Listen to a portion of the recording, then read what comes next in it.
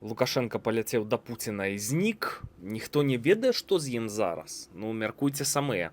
У пятніцу 28 чэрвеня нам паказалі кадры, як ён вылятае ў Расею, прызямляецца на Валдай, клыпае з гэтага самалёта. І там ужо стаіць лятак Пуціна, ну і Пуціна самога няма. Это ўжо кепскі сімптом, што будуць напружаныя сустрэчы. Асабіста Пуцін не сустракае. Увечары, ў ноч з пятніцы на суботу яны перамаўляюцца, ламаюць там Лукашенку цераз калена. З суботы на нядзелю яны перамаўляюцца. У нядзелю нібыта Лукашенко ляціць у паўднёва-ўсходнюю Азію.